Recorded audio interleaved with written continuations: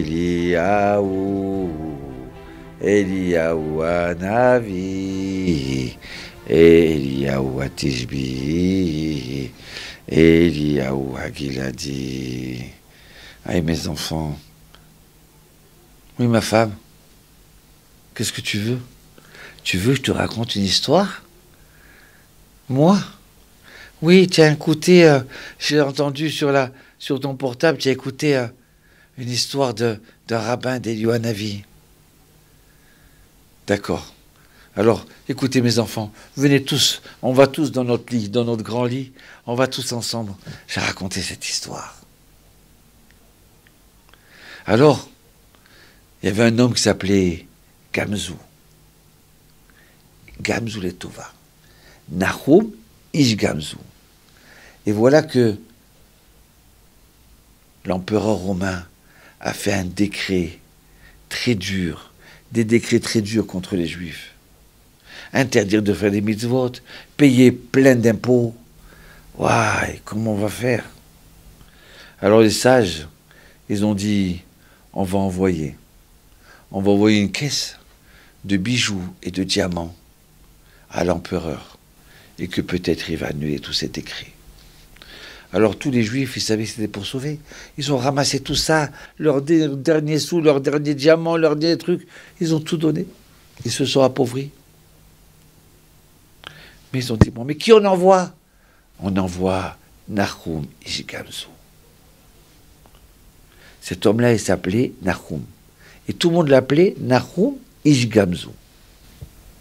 Vous savez pourquoi? Écoutez cette histoire.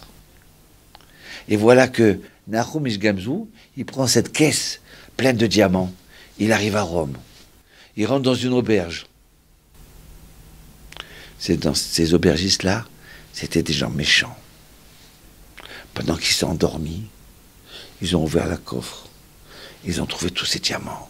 Toutes ces pièces-là, ils ont tout pris. Et à la place, ils ont creusé la terre. Ils ont mis la terre de leur auberge. Le lendemain, il se lève.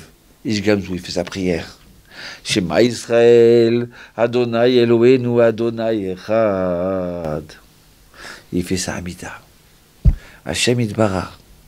Je suis un envoyé de la terre d'Israël, des Juifs d'Israël. Fais en sorte que ça marche, mon Dieu, que je réussisse dans ma... et que l'empereur se calme. Et là, il ouvre le coffre, et qu'est-ce qu'il voit? Il n'y a plus de diamants, il n'y a plus de pierres, il n'y a plus que des pièces. Et Nahum, il dit, Gamzou le Tova. Ni il s'énerve, ni il pleure. Il dit, ça veut dire quoi, Gamzou le Tova? Tout cela est pour le bien. Si c'est sorti comme ça, c'est qu'Hachem veut que ça soit comme ça. Et si Hachem veut que ça soit comme ça, c'est que ça va être bien. Il rentre dans le palais. Je veux voir l'empereur. Ouais. Donc il le faut rentrer avec cette caisse-là. Et là, devant l'empereur, je suis un envoyé de la terre d'Israël, du peuple d'Israël. Alors l'empereur, tout content, eh oui, il y a des diamants, il y a de l'or, comme il m'a envoyé la dernière fois. Ils ouvrent le coffre, et qu'est-ce qu'ils voient? De la terre. Oh, l'empereur, il commence à s'énerver. Quoi? Comme ça, il se moque de moi? J'ai pas assez de terre ici. Hein? Tuez-le! Et on va faire encore de nouveaux décrets sur Israël.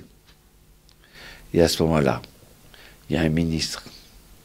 Il dit, notre cher empereur, que vous ayez longue vie. J'ai entendu parler d'une terre, la terre d'Israël. Avraham Avinu, il prenait une partie de cette terre-là. Et quand il a jeté contre ses ennemis, il est parti en guerre contre les rois mages, les 5 rois mages. Il a jeté cette pierre, cette terre-là, et cette terre s'est transformée en flèche. Peut-être que c'est de la terre d'Avraham Avinu. Bon, alors on va essayer. Ce ministre-là, en vérité, vous savez qui c'était? C'était Eliyahu Hanavi. qui était déguisé en ce ministre. Eh ben, pourquoi pas? Venez, il y a un pays que je n'arrive pas à conquérir. Ça fait des années que chaque fois je me bats et je perds la guerre. Allez-y, partez en guerre et prenez cette terre. Ils reviennent au bout d'une semaine. Et oui, ça a marché. On a conquis. Ça a marché, ça s'est transformé en flèche. Ils sont tous morts. Alors l'empereur vient et dit, Nahum, remplissez-lui ce coffre-là de pierres précieuses. Et encore un autre coffre pour remercier les habitants d'Israël. Et voilà que sur le retour, il s'arrête à la même auberge.